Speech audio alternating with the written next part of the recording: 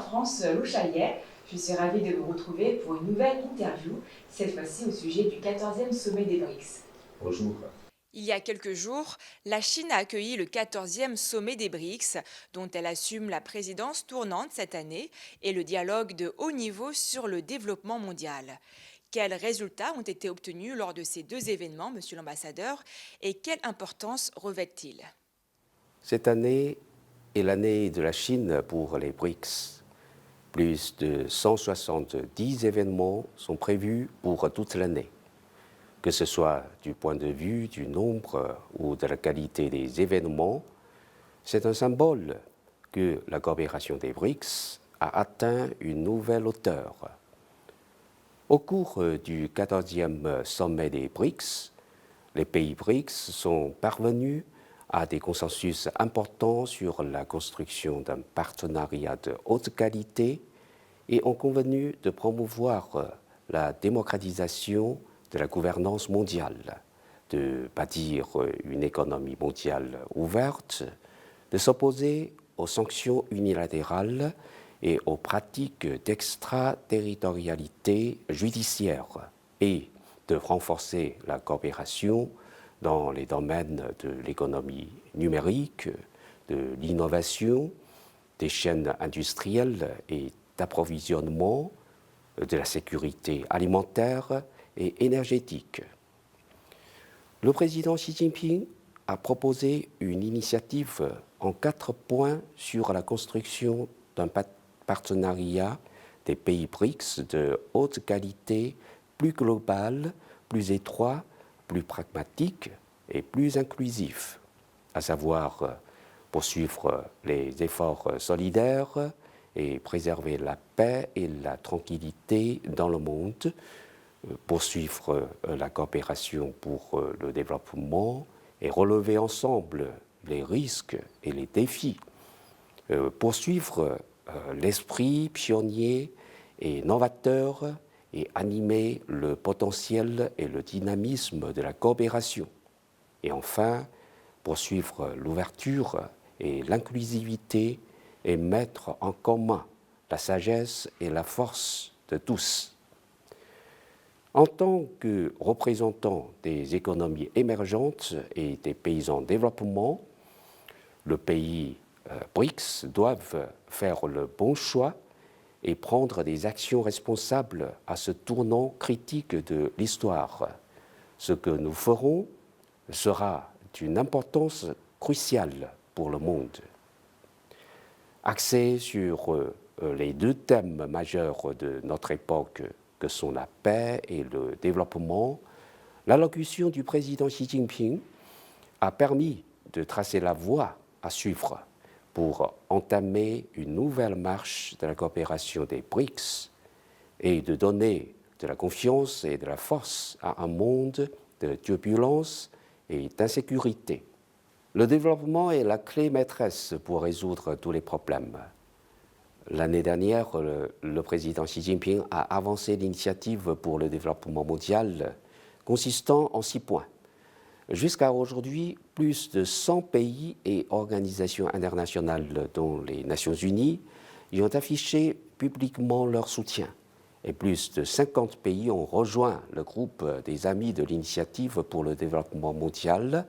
Si la Chine a organisé cette fois le dialogue de haut niveau sur le développement mondial, c'est pour placer le développement au cœur de l'agenda international et envisager ensemble le développement dans le monde. Lors du dialogue de haut niveau, le président Xi Jinping a annoncé de nouvelles mesures concrètes de la Chine pour soutenir le programme de développement durable à l'horizon 2030 des Nations Unies.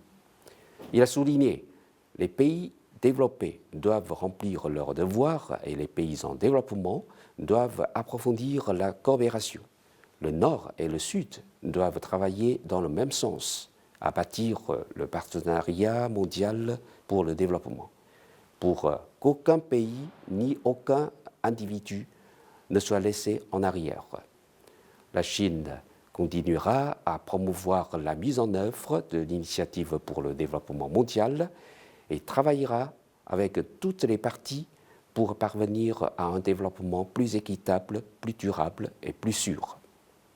Lancée il y a 16 ans, la coopération des BRICS est devenue une importante plateforme de coopération entre les économies émergentes et les pays en développement. À l'heure actuelle, les défis planétaires surgissent les uns après les autres. Selon vous, Monsieur l'ambassadeur, quel rôle jouera la coopération des BRICS dans le paysage international de demain ? Ce n'est qu'en mobilisant les ressources mondiales et en coordonnant les actions mondiales que nous pouvons relever adéquatement les défis mondiaux. Or, certains pays, notamment les États-Unis, sont obsédés par l'hégémonisme, la politique des blocs et la confrontation entre les camps. Ils recherchent leur propre sécurité au détriment de celle des autres pays, politisent l'économie mondiale et l'utilisent comme un outil ou une arme. Si nous laissons ces tendances dangereuses se poursuivre, le monde pâtira de plus de turbulence et d'insécurité. Dans son discours à la cérémonie d'ouverture du Forum d'affaires des BRICS, le président Xi Jinping a souligné que l'humanité est une communauté de destin et que les sanctions sont un boomerang et une épée à double tranchant. Ceux qui vont à rebours de l'histoire et cherchent à barrer la route aux autres finiront par bloquer leur propre chemin. La grande tendance de l'histoire que sont l'ouverture et le développement ne changera jamais. Notre aspiration à la coopération pour relever ensemble les défis ne changera jamais. Aujourd'hui, les pays BRICS représentent 42% de la population du monde et 25% de son économie, contribuant à hauteur de 50% à la croissance économique mondiale. Jim O'Neill, auteur du concept de BRICS, a fait savoir que le développement des pays BRICS était bien au-delà de ses attentes de l'époque. Au début, les BRICS n'étaient qu'un concept d'investissement. Aujourd'hui, ils sont devenus une force incontournable sur la scène internationale et ont frayé une voie prometteuse de développement marquée par le soutien mutuel et la coopération gagnant-gagnant. Les petits cercles ne peuvent pas résoudre les grands défis de notre monde ni s'adapter aux profondes mutations qui traversent. Le système de gouvernance mondiale doit être construit et amélioré par tous les pays ensemble, et aucun pays ou groupe de pays n'a le droit de prétendre à la suprématie ou à une gouvernance monopolisée par une poignée de pays. Les BRICS sont une grande famille où règnent l'entraide et la solidarité et constituent désormais une force essentielle dans le maintien de la paix et de la stabilité internationale et la promotion de l'ouverture et du développement dans le monde. L'année dernière, la nouvelle banque de développement des BRICS a accueilli de nouveaux membres et cette année, nous avons invité pour la première fois d'autres pays à participer à la réunion des ministres des Affaires étrangères des BRICS. Les dirigeants des pays BRICS sont convenus de développer la coopération BRICS Plus à une plus grande échelle et de travailler activement au processus d'élargissement du mécanisme. Nous avons la confiance que les pays BRICS pourront faire montre d'une vision stratégique plus large et d'un sens de responsabilité plus aigu en tant que grand pays et jouer un meilleur rôle de stabilisateur de la situation internationale et d'accélérateur du développement mondial. Le président américain Joe Biden a annoncé lors du sommet du G7 le lancement d'un partenariat mondial pour les infrastructures et les investissements pour lequel les pays du G7 s'engagent à mobiliser 600 milliards de dollars américains dans les 5 ans à venir. Certains commentateurs estiment que c'est pour contrecarrer l'initiative, la ceinture et la route. Par ailleurs, le secrétaire général de l'OTAN, Jens Stoltenberg, a dit récemment que l'émergence de la Chine est un défi pour les intérêts, les valeurs et la sécurité de l'OTAN. Quel est votre avis à ce sujet, monsieur l'ambassadeur ?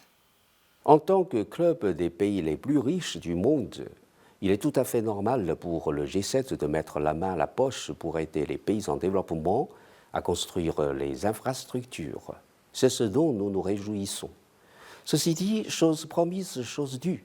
Il ne faut pas faire des promesses en l'air en signant des chèques en bois et encore moins créer de petits cercles ou jouer le jeu géopolitique sous le couvert des infrastructures. La Chine a toujours été fidèle à sa parole, prenons l'exemple de l'Afrique, jusqu'à aujourd'hui, en recourant aux divers types de financement. Les entreprises chinoises ont construit ou modernisé en Afrique plus de 10 000 km de chemin de fer, près de 100 000 km de routes, près de 1000 ponts et quelques 100 ports. Sans compter les innombrables installations d'électricité, hôpitaux et écoles. Les pays développés s'étaient engagés à verser chaque année aux pays en développement 100 milliards de dollars de financement pour le climat et à affecter 0,7% de leur revenu national brut à l'aide publique au développement. Mais combien ont-ils sorti en réalité? Cette fois, le G7 promet de mobiliser 600 milliards de dollars d'ici à 2027, dans 5 ans. Nous verrons combien sera effectivement mis en œuvre. Quant aux allégations du secrétaire général de l'OTAN sur le défi chinois ou la menace chinoise, c'est la paranoïa de la peur de la Chine. La Chine contribue depuis de nombreuses années consécutives à plus de 30% à la croissance mondiale, constitue le premier partenaire commercial pour plus de 130 pays et régions, le deuxième plus grand contributeur au budget des Nations Unies et le plus grand fournisseur de casques bleus parmi les 5 membres permanents du Conseil de sécurité. De quelle menace parle-t-on? La Chine a réalisé l'épanouissement d'une population de 1,4 milliard d'habitants. Ce n'est pas une menace, mais une contribution énorme au monde. Si la Chine échouait à se développer, un grand nombre d'habitants pauvres deviendraient réfugiés, et ce serait là une menace pour le monde. La menace chinoise dont parle l'OTAN, ce n'est pas une menace pour la paix et la sécurité dans le monde, mais une menace pour l'hégémonisme insolent de l'OTAN.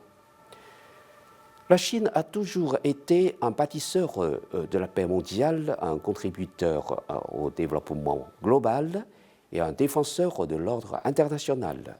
C'est justement en raison de l'émergence pacifique de la Chine que l'OTAN ne peut plus faire la pluie et le beau temps comme auparavant et que se sont ainsi défiés. Je crois que c'est ça l'arrière-pensée de M. Jean Stoltenberg.